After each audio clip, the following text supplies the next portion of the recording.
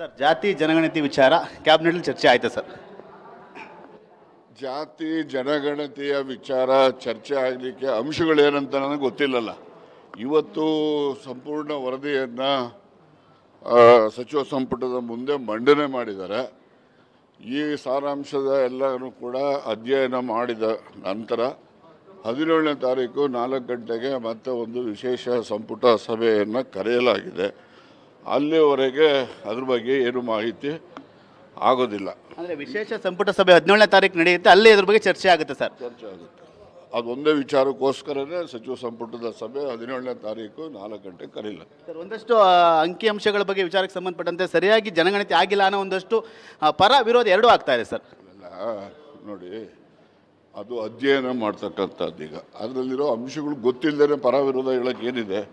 ಅದರಲ್ಲಿ ಏನು ಅಂಶಗಳು ಬಂದಿದ್ದಾವೆ, ಅಂಶಗಳನ್ನು ಅಧ್ಯಯನ ಮಾಡಿದ ಮೇಲೆ ಯಾವ್ದು ಸರಿ ತಪ್ಪು ಅಂತ ಹೇಳ್ತಕ್ಕಂಥದ್ದಕ್ಕೆ ಸಾಧ್ಯ ಆಗ್ತದೆ. ಇಲ್ಲಾಂದರೆ ಏನು ಸಾಧ್ಯ ಆಗೋದಿಲ್ಲ, ಹೌದಲ್ವಾ? ಅಂಕಿಅಂಶ ನೋಡಿದ ನಂತರದಲ್ಲಿ ಅದ್ರ ಬಗ್ಗೆ ವಿಚಾರಗಳು ಮಾಡಬೇಕು ಅಂತ ನೀವು ಹೇಳ್ತೀರಿ, ಹೌದಲ್ವೇ? ಈಗ ವರದಿ ಕೊಟ್ಟಿದ್ದಾರೆ, ವರದಿನಲ್ಲಿ ಏನಿದೆ ಅಂತ ಅಂಶ ನೋಡಿದ ಮೇಲೆ ಯಾವ ಅಂಶ ಸರಿ ಇದೆ, ಯಾವ ಅಂಶ ಸರಿ ಇಲ್ಲ ಅಂತಕ್ಕಂಥದ್ದಕ್ಕೆ ಅಭಿಪ್ರಾಯ ವ್ಯಕ್ತ ಮಾಡಲಿಕ್ಕೆ ಸಾಧ್ಯ ಆಗ್ತದೆ. ಯಾರು ಸುಮ್ಮನೆ ತಿಳಿದೆ ಎಲ್ಲ ಊಹೆ ಮೇಲೆ ಮಾತಾಡ್ತಾ ಹೋದ್ರೆ ಅದಕ್ಕೆ ಉತ್ತರ ಹೇಳಲಿಕ್ಕೆ ಆಗೋದಿಲ್ಲ. ಯಾರು ಊಹೆ ಮೇಲೆ ಮಾತಾಡೋದು ಬೇಡ ಅಂತೀರಿ ನೀವು ಕೂಡ ಹಿರಿಯರಿದೆ. ನಾನು ಯಾರು ಕೂಡ ಊಹೆ ಮೇಲೆ ಮಾತನಾಡ್ತಕ್ಕಂಥದ್ದಕ್ಕೆ ಅರ್ಥ ಇರೋದಿಲ್ಲ. ಈಗೇನು ವರದಿನಲ್ಲಿ ವರದಿಗಳಲ್ಲಿ ಏನೆಲ್ಲ ಅಂಶಗಳು ಬಂದಿದ್ದಾವೆ ಅದು ಈಗ ಸಾರ್ವಜನಿಕವಾಗಿ ಬಹಿರಂಗ ಆಗ್ತದೆ.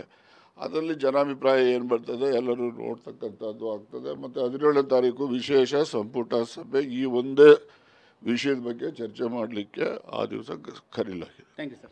ಇದಿಷ್ಟು ಹಿರಿಯ ಸಚಿವರಂತ KN ರಾಜಣ್ಣ ಅವರ ಮಾತು. ಅಂಕಿಅಂಶಗಳು ನೋಡಿ, KN ರಾಜಣ್ಣ ಏನು ಹೇಳ್ತಾ ಇದ್ರು ಅಂತ ಹೇಳಿದ್ರೆ, ಈ ಚರ್ಚೆಗಳಿತ್ತಲ್ಲ, ಜಾತಿ ಗಣತಿಯ ವರದಿ ಲೀಕ್ ಆಗಿದೆ, ಅದರಲ್ಲಿ ಇರುವಂತ ಅಂಶಗಳಿಗೆ ವಿರೋಧ ವ್ಯಕ್ತವಾಗ್ತಾ ಇದೆ ಅಂತ, ಹಾಗಾಗಿಲ್ಲ ಅಂತ ಹೇಳ್ತಿದ್ದಾರೆ ಅವರು.